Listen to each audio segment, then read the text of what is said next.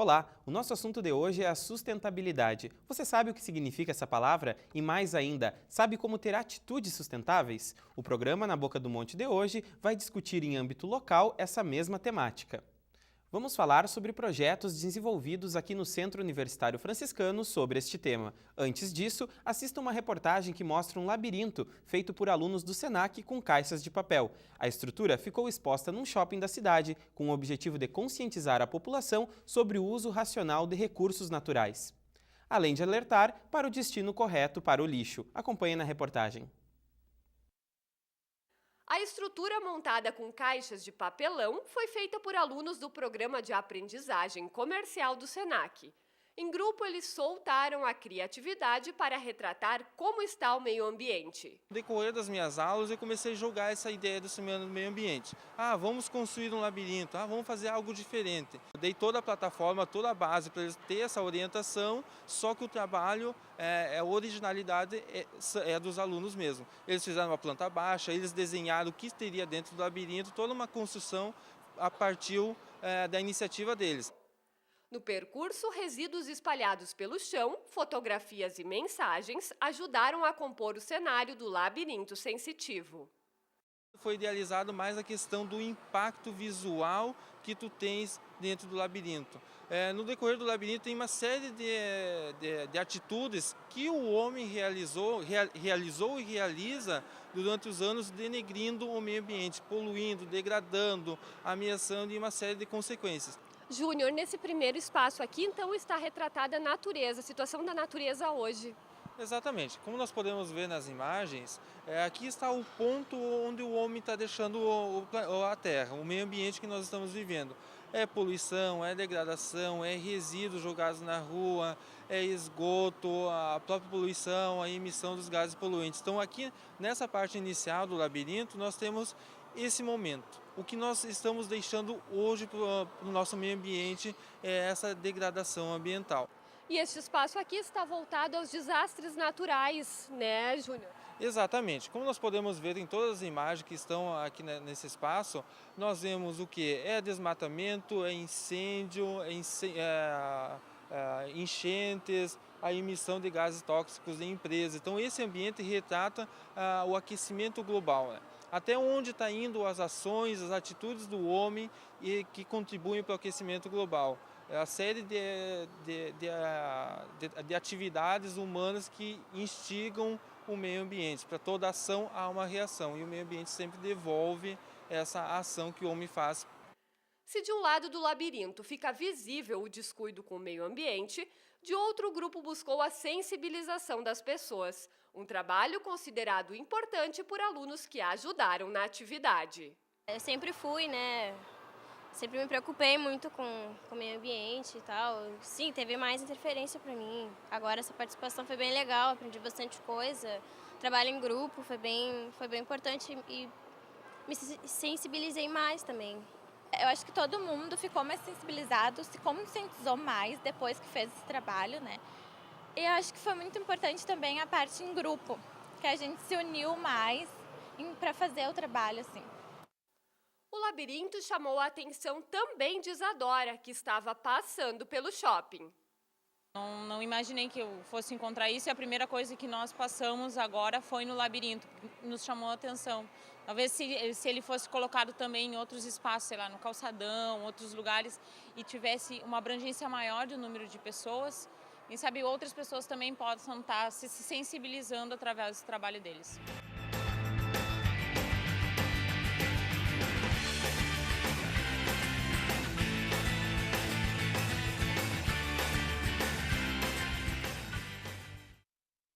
E no próximo bloco vamos receber aqui no estúdio o professor do curso de Engenharia Ambiental e Sanitária, Alexandre Swarovski, e também o acadêmico do curso, André Panziera. É depois do intervalo, nós já voltamos.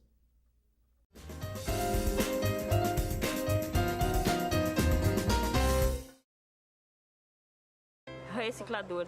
Minha profissão é recicladora. É uma profissão que a gente faz porque não é feia aquilo ali, porque tu tá fazendo uma coisa que é bonita, que é pro meio ambiente, né? Se todo mundo fizesse, juntasse seu lixinho, suas coisinhas, botasse no saquinho, bota na lixeira lá, deixa bonitinho lá, que fica mais bonitinha a tua rua, limpinha, na frente da casa, e tu passar num lugar assim, tá tudo sujo, né? Mais um bom motivo para você separar o seu lixo. Selecionadores de materiais recicláveis. Incentive esta profissão. Oi, você já me conhece, eu sou a Clara. Já imaginou chegar na faculdade morrendo de sede e não ter água para beber? Ou chegar em casa louco por um banho e não poder tomar? Aposto que não seria legal. Água, para não acabar, devemos poupar.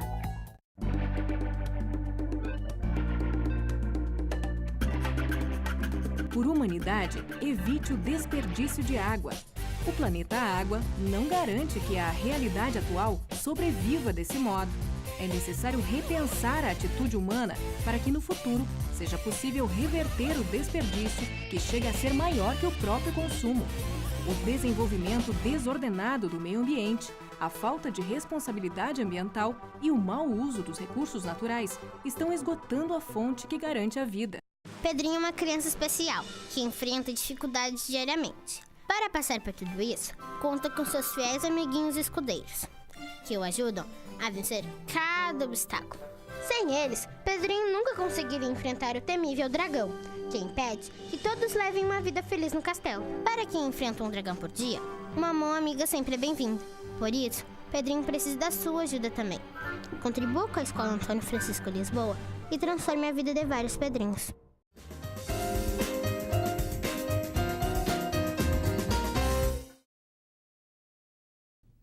O programa Na Boca do Monte de hoje está de volta e hoje o nosso assunto são os projetos que envolvam sustentabilidade. Aqui comigo no estúdio, o professor do curso de Engenharia Ambiental e Sanitária, Alexandre Swarovski, e também o acadêmico do curso, André Panziera.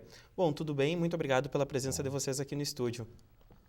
Professor, como a gente pode começar definindo o termo sustentabilidade? Bom, o termo sustentabilidade, na realidade, é bem ampla a definição dele, né? Então, a ideia principal é que tenha o desenvolvimento sustentável, ou seja, a população está crescendo, a gente vai ter que consumir alimentos, vai ter que desenvolver, vai ter que construir habitações com sustentabilidade, né? Sem ter um impacto no meio ambiente. Então, essa seria a ideia principal de sustentabilidade com o desenvolvimento sustentável, que é mais ou menos o que a Rio+20 está propondo aí para a gente, né? E como esse assunto é tratado dentro do curso, desde o primeiro semestre? Essa é toda a ideia do curso, né? Do curso, de justamente. Engenharia Ambiental e Sanitária é isso, é tentar promover o desenvolvimento com sustentabilidade, que a gente consiga construir, que a gente consiga produzir alimentos, que a gente consiga construir pavimentações, que a gente consiga se movimentar com nossos carros, sempre tentando minimizar o impacto ambiental. Então, os engenheiros que a gente está formando, né, os engenheiros ambientais e sanitaristas, eles vão ter essa proposta de desenvolver com ideias novas de sustentabilidade. Acho que essa é a beleza do curso de Engenharia Ambiental. Uhum. E quais são os projetos que o curso está desenvolvendo no momento? No momento, a gente tem uma série de projetos aí com vistas a alguma coisa que os alunos têm ideia de desenvolver. Um projeto interessante que a gente vem desenvolvendo é o projeto do telhado verde, né, que é uma edificação, em vez de ter o telhado normal, né, com concreto ou com telha, que aquece bastante, a gente coloca uma vegetação em cima, que promove um resfriamento em dias mais quentes e também um maior aquecimento em dias frios. Então, ele tem a regulação térmica, esse telhado. Mas essa vegetação, ela substitui a telha ou ela vai por cima de algum tipo de concreto, de cobertura? Ele precisa ter alguma coisa que impermeabilize, né? Então, vai um concreto, uma pré-laje, depois alguma coisa impermeabilizante, pode ser uma lona ou um próprio hidrocimento, alguma coisa que impermeabilize, um substrato que mantenha a umidade do solo, né, para a planta poder se desenvolver, e depois a camada com a planta. Pode ser uma gramínea, pode ser diversos tipos de vegetação. Mas plantas, sempre plantas pequenas, assim? Podem ser plantas pequenas ou podem ser plantas grandes. A gente já viu em projetos maiores aí até árvores, arbustos, né? Depende da estrutura e depende do que a pessoa pretende fazer, né? Um outro benefício grande desse telhado vegetado é que ele também retém a água. Então, em épocas aí de grandes chuvas que alagam a cidade, a gente ela retém um pouco dessa água, então evita que a água escoa para para a rua, para o asfalto entupindo, bueiros e aquele todo problemático da enchente. Então, Mas ele pode servir tanto para prédios quanto casas ou só para algum? tanto prédios quanto casas. Até prédios a gente tem visto até mais em prédios em grandes cidades, que nem São Paulo. Então eles têm já estão começando a ter mais essa conscientização, né? Então pequenas cidades pouco, mas serve tanto para prédio como para casa. E aqui na Unifra nós temos esses telhados, né, professor? Não na instituição, mas o projeto sendo desenvolvido. Isso, o projeto, a gente fez os módulos, né? Porque a gente, na realidade, testou um módulo alternativo. A empresa Ecotelhado de Porto Alegre, ela oferece o telhado por um custo, né? E esse custo é um pouquinho alto, se for pensar ele bate quase com o custo de um telhado normal. Então a gente propôs um telhado alternativo, com garrafas PET, utilizando o material de composto orgânico, né? Então, um material alternativo para esse telhado, que custou bem mais barato e está obtendo um rendimento muito bom. As plantas estão crescendo bem, está retendo água, até o conforto térmico no interior desse telhado é melhor do que o conforto térmico do ecotelhado, né? Tá certo. E o próprio André desenvolve um projeto que é do filtro sustentável, é isso, André? É isso. Basicamente, o filtro ele é composto de materiais que depois do uso da sua atividade, seja na agricultura, seja industrial, ele às vezes é disposto de maneira irregular, né? Então, na realidade, a gente está tentando utilizar esses materiais que muitas vezes têm uma disposição inadequada na implantação de filtros. Então, eu estou fazendo várias análises de água para ver qual é a eficiência que esses materiais têm intercalados. Esses materiais pode ser carcaça de pneu, pode ser casca de arroz, serragem, a própria maravalha. Lógico, algumas vezes com uma porcentagem do material filtrante padrão, que é a areia e a brita, mas basicamente a ideia é testar, analisar essa eficiência. Só diga-se de passagem que o projeto está sendo custeado pela FAPER, que é a Fundação de Amparo à Pesquisa do Estado do Rio Grande do Sul. E então isso aí também estão usando o espaço fornecido pelo laboratório da Unifra para poder realizar as atividades. E essa água que passa pelo filtro, André, é a água que sai da torneira normal? Não, é a água da chuva? A gente está procurando utilizar o esgoto, né? As águas residuárias, as águas que são dispostas de maneira irregular. Porque, infelizmente, no Brasil nós não contemos todas as casas não contêm redes coletoras, então essa água que é disposta de modo irregular, ela acaba poluindo muito o manancial por causa desses despejos. Então é essa água que a gente está tentando tratar e não a água do abastecimento, no caso, né? Que é a água que sai da torneira. A gente está tentando tratar a água mais bruta, vamos dizer assim. Mas esse é um filtro que ele demanda de uma grande estrutura ou ele é pequeno? Não, basicamente depende depende do dimensionamento. A ideia principal é fazer um filtro pequeno, né? E depois, dependendo da eficiência dele, dimensionar um filtro maior. Basicamente isso. Tá certo. E professor, a gente vê que muitas empresas hoje em dia estão preocupadas em mostrar, né, que elas têm uma consciência verde, que elas têm esse tipo de pensamento. Como o senhor avalia esse tipo de empresas preocupadas com o meio ambiente? Para nós é muito importante e cada vez mais eu enxergo que isso vai aumentar, né? Porque a legislação está também começando a apertar, a comunidade está exigindo que tenha esse selo verde e principalmente para o curso e para os engenheiros ambientais isso é importante, né? Que é um mercado que está se abrindo e que eles podem entrar fortemente e ajudar nessa parte, né? E o senhor acredita que também o consumidor possa ver a empresa com outros olhos, de uma outra maneira? Com certeza, né? Se tu tem uma empresa que consegue mostrar que está preocupado do lado ambiental, o consumidor ele vê com outros olhos, né, essa empresa. Eu acho que acaba consumindo o produto também de uma forma diferenciada. Concorda com isso, André? Concordo plenamente, né? Eu acredito que todo mundo hoje está querendo está procurando sustentabilidade devagar, mas está procurando. E dessa maneira eu acredito que sim, que daria certo se todas as empresas aderissem a esse tipo de vivência, vamos dizer assim. O senhor tem conhecimento, professor, de empresas aqui na cidade que tem esse tipo de postura? Olha, eu sei que não com o selo verde, mas empresas preocupadas com o meio ambiente. A gente tem que os nossos próprios alunos estão atuando, né? Tem a Coca-Cola, que é uma empresa que se preocupa muito com o resíduo que ela acaba largando, a própria Revita, né? A gente tem muitos alunos aí trabalhando junto com a Revita. A TOR também, eu tenho conhecimento, tem um aluno nosso estagiando lá, então o frigorífico Silva também tem um aluno nosso que já estagiou lá, então são várias empresas que estão procurando os nossos alunos por causa dessa questão ambiental. A Coca-Cola, por exemplo, o senhor sabe o que eles fazem com esses resíduos? Olha, eles têm toda uma estação, umas lagoas de tratamento, né, André? Sim. E onde é que a gente tem esse módulo, né, a gente estuda no curso esse módulo de tratamento, então lá eles têm no módulo maior essas lagoas de tratamento do resíduo líquido deles, do efluente. O senhor citou agora há pouco a expressão selo verde. O que seria esse selo verde, professor? É uma empresa que ela acaba fazendo tendo uma parte ambiental e, consequentemente, ganhando esse certificado de uma empresa verde, uma empresa ambientalmente correta, uma empresa sustentável. Que não é não vou dizer muitas vezes, mas em alguns casos não é totalmente sustentável, se tu for ver. Ela faz alguma coisa e, consequentemente, acaba tendo selo justamente para ter uma procura melhor no mercado, né?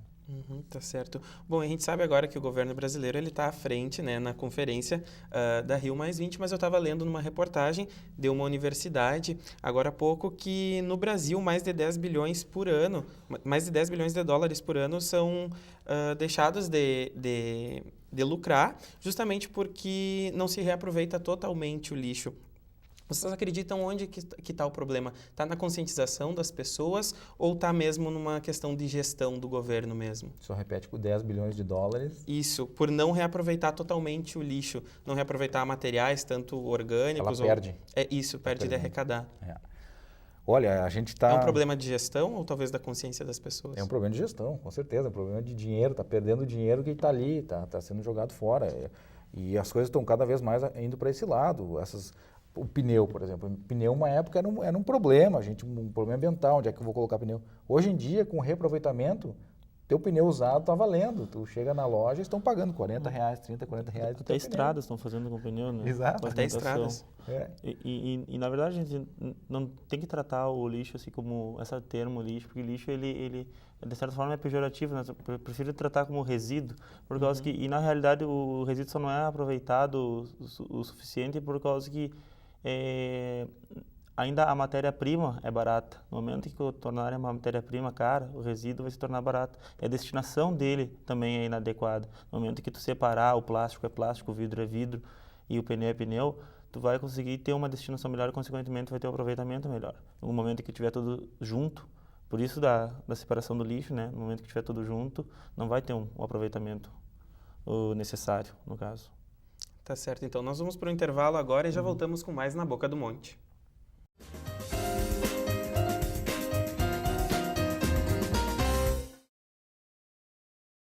A ONG Infância-Ação já ajudou muitas crianças e precisa de você para continuar ajudando.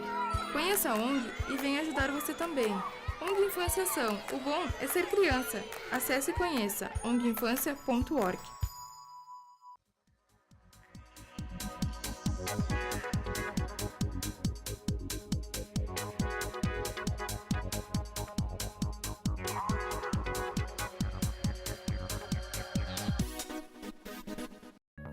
Oi pessoal, sou o Benjamin.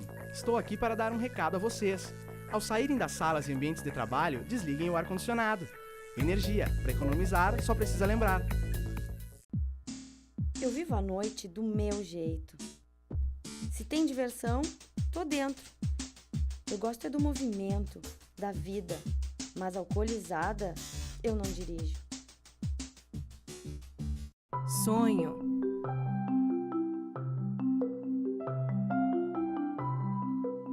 Esperança. Realização.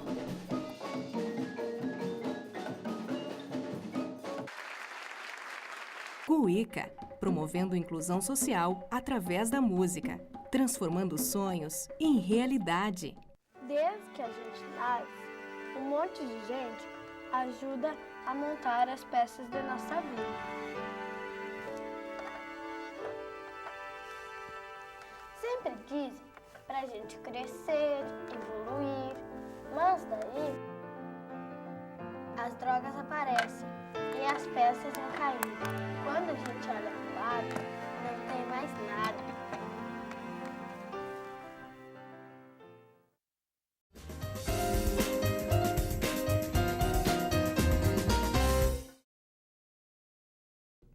No programa de hoje estão conosco aqui no estúdio o professor do curso de Engenharia Ambiental e Sanitária, Alexandre Swarovski, e também o acadêmico da Unifra, André Panzieira, para falar sobre sustentabilidade.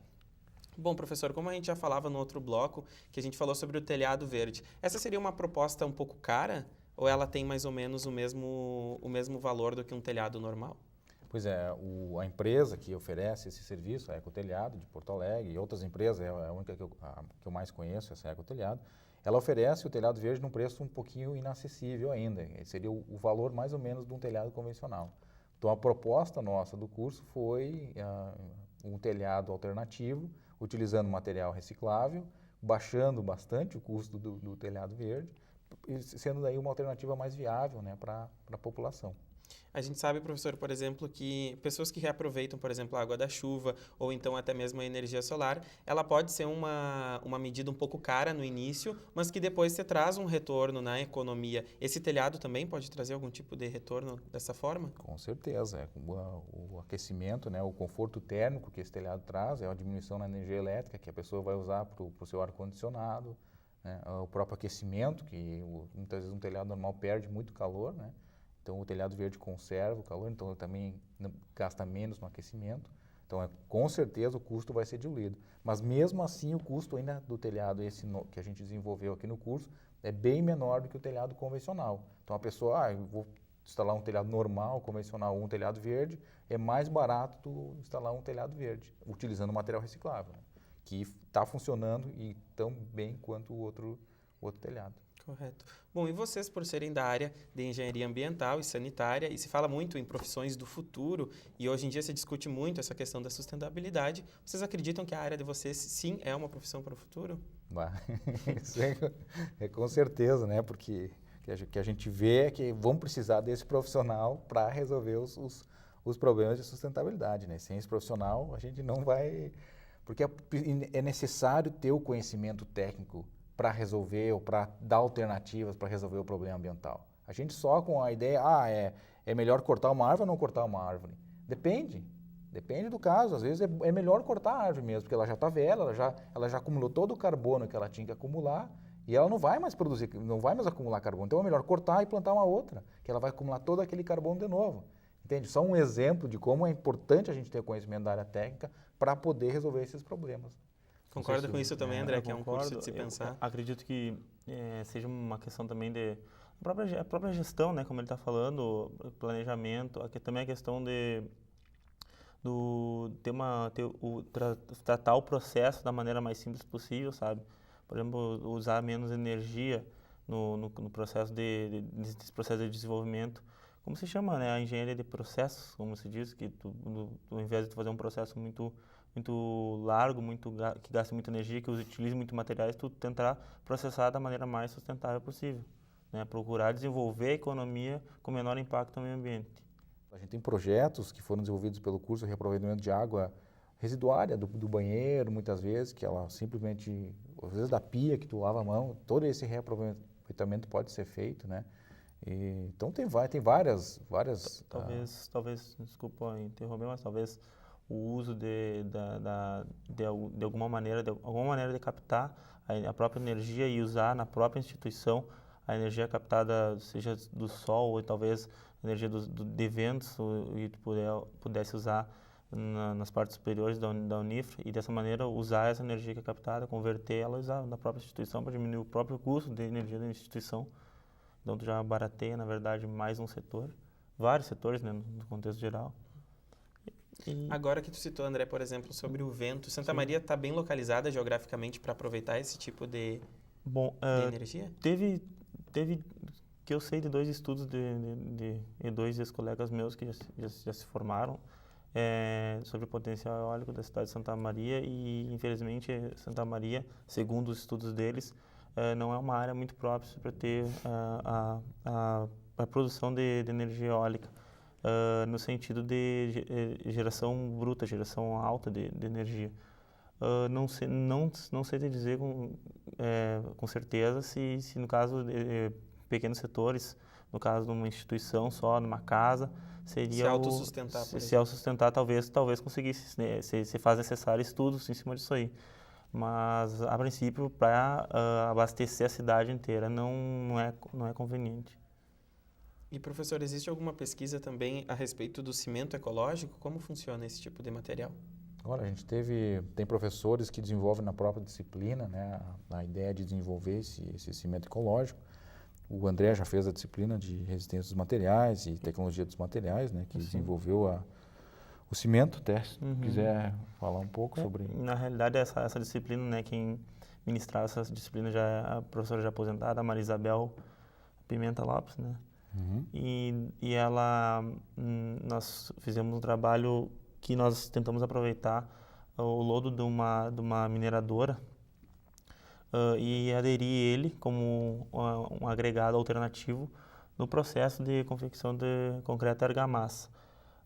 Colocamos uma porcentagem, na realidade, substituindo a areia dentro do processo, e nós testamos a resistência dele para ver se chegava a ser igual à resistência do concreto padrão. E ele se aproximou muito do que é da realidade.